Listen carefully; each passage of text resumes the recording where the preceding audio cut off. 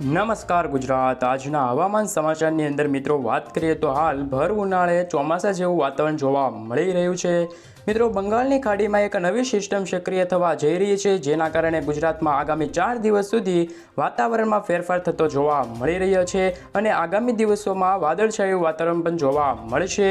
મિત્રો સૌપ્રથમ વાત કરીએ તો બંગાળની ખાડીમાં એક લો પ્રેશરના કારણે એક સિસ્ટમ સક્રિય થઈ છે, જેમના કારણે દક્ષિણ ભારતની અંદર હાલ વરસાદી માહોલ જોવા મળી રહ્યો છે। ભર ઉનાળે ચોમાસા જેવો માહોલ દક્ષિણ ભારતના વિસ્તારમાં જોવા મળી રહ્યો છે। મિત્રો બીજી તરફ મિત્રો વાત કરીએ તો અરબ સાગરની અંદર પણ એક નવી સિસ્ટમ સક્રિય થવા જઈ રહી છે। આગામી 4 દિવસમાં બંગાળની ખાડીથી લઈને અરબ સાગર સુધીમાં એમ 4 દિવસ સુધી આગામી વાતાવરણમાં ફેરફાર થવા જઈ રહ્યો છે, જેમના કારણે આખા ભારત દેશમાં હવામાનમાં ફેરફાર થયો છે મિત્રો। અને આગામી દિવસોમાં વાદળછાયા વાતાવરણ વચ્ચે ભર ઉનાળે ચોમાસા જેવો માહોલ છવાઈ જશે।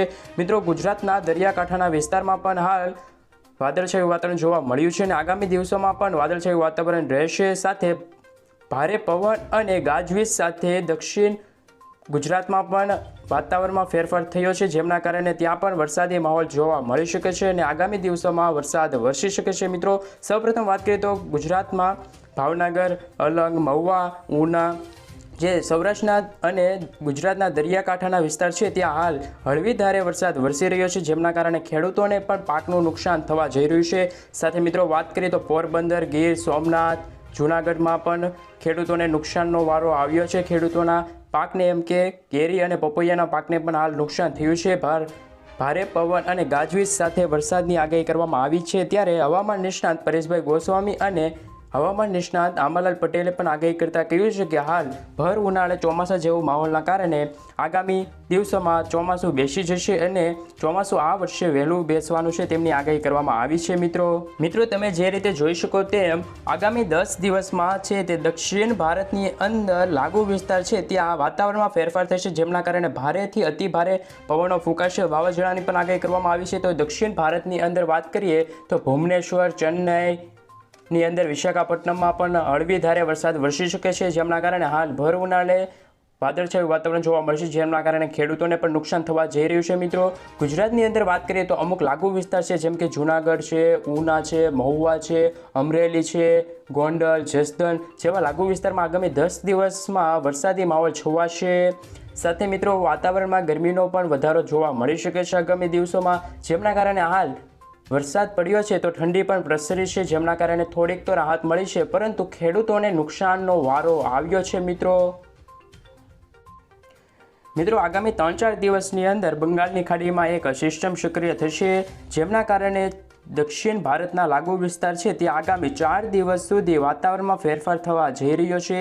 સાથે મિત્રો વાત કરીએ તો બેંગાલુર છે, કર્ણાટક છે, કેરળ છે, નાગપુર છે, ત્યાં પણ હાલ જ્યાં દક્ષિણ ભારતના જે લાગુ વિસ્તાર છે મિત્રો તમે જે આ નકશામાં જોઈ શકો છો તે પ્રમાણે ત્યાં વાતાવરણમાં ફેરફાર થયો છે, જેમના કારણે ત્યાં ઠંડી તો પ્રસરી છે, કારણ કે વાદળછાયું વાતાવરણ વચ્ચે હાલ ગરમીમાંથી રાહત તો થોડીક મળી છે।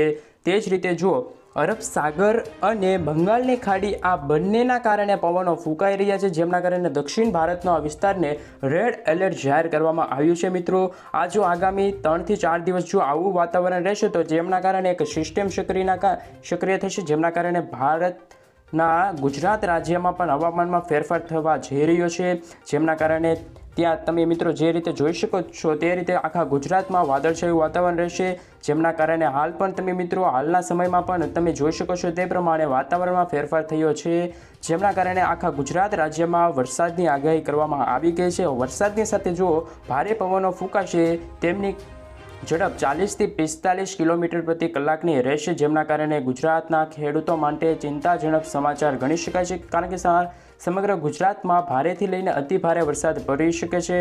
એની સાથે સાથે મુંબઈના લાગુ વિસ્તાર છે ત્યાં પણ વરસાદ વરસી શકે છે। આમ ગણીએ તો દરિયાકાંઠાના ભારત રાજ્યના જેટલા પણ રાજ્યો આવેલા છે ત્યાં હાલમાં વરસાદી માહોલ જોવા મળી રહ્યો છે। મિત્રો બીજી તરફ વાત કરીએ તો પશ્ચિમ બંગાળના જે લાગુ વિસ્તાર છે ત્યાં પણ આગામી થોડાક દિવસોમાં નવી સિસ્ટમ સક્રિય થવા જઈ રહી છે, ત્યાં પણ વરસાદી માહોલ જોવા મળી શકે છે।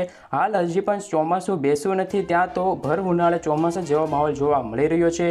એક તરફ કાળઝાળ ગરમી તો બીજી તરફ વરસાદી માહોલથી ખેડૂતોને થતા પાક નુકસાનને લઈને કૃષિ મંત્રીએ પણ જાહેરાત કરી છે કે ખેડૂતોના પાક નુકસાનને સારું વળતર આપવામાં આવશે। તમે મિત્રો આખા ગુજરાતમાં જોઈ શકો છો જે રીતે વાતાવરણમાં ફેરફાર થશે, જેમના કારણે વાદળછાયું વાતાવરણ છે તે સમગ્ર ગુજરાતમાં વાદળછાયું વાતાવરણ રહેશે. વાદળછાયા વાતાવરણ વચ્ચે ફરીથી વરસાદી માહોલ પણ જોવા મળી શકે છે. આનું મુખ્ય કારણ જે રીતે તમને બતાવ્યું તે પ્રમાણે અરબ સાગર અને બંગાળની ખાડીમાં બનેલી લો પ્રેશરના કારણે એક સિસ્ટમ ગરમીના કારણે લો પ્રેશર સક્રિય થાય છે, જેમના કારણે વરસાદી માહોલ થાય છે. વાવાઝોડાની આગાહી કરવામાં આવે છે. હવામાન નિષ્ણાત પરેશભાઈ ગોસ્વામીએ જણાવ્યું હતું કે આગામી 24 મે સુધી ગુજરાતમાં વાતાવરણમાં ફેરફાર થતો જાણવા મળી શકે છે અને આ વર્ષે ચોમાસું છે તે વહેલા બેસી શકે છે. જૂન અને જુલાઈ મહિનામાં ચોમાસું સારો વરસાદ વરસી શકે છે. ગયા વર્ષ કરતાં પણ આ વખતે સારો વરસાદ પડશે. મિત્રો જે રીતે તમે જોઈ શકો છો તે રીતે તમારા મોબાઈલમાં તમે જોઈ શકો છો તે જ રીતે વાદળછાયું વાતાવરણ સમગ્ર ભારત દેશમાં લાગુ રહેશે, જેમના કારણે વરસાદી માહોલ રહેશે. મિત્રો